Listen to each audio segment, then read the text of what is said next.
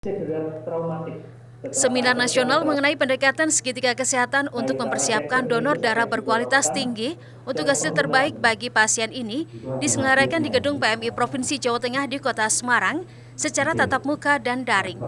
Seminar ini dinilai penting karena PMI menyadari pentingnya kualitas darah yang terbaik dari pendonor dapat mempengaruhi kualitas darah yang diterima oleh penerima darah.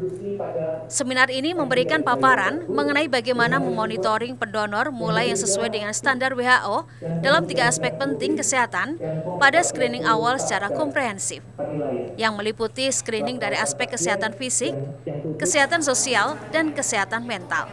Selama ini kan masih dalam tahap ketika kita di awal ya proses seleksi donor itu masih secara general gitu, belum spesifik secara psikologis dan lain sebagainya, itu belum menjadi perhatian kayak gitu, sehingga harapannya nanti ke depannya efek secara psikologis kemudian secara genetik ya terutama itu bisa menjadi database untuk proses seleksi donor, sehingga harapannya itu bisa benar-benar kualitas yang terbaik yang kita hasilkan dari proses donor darah seperti itu. Ketua PMI Kota Semarang Awal Prasetyo menyebut selama ini di PMI hanya berfokus pada proses pengolahan darah, namun belum berfokus pada input atau kualitas pendonor. Padahal, kualitas dari pendonor juga menjadi faktor penting untuk mendapatkan darah yang berkualitas tinggi. Layanan darah itu kita fokusnya itu baru pada proses.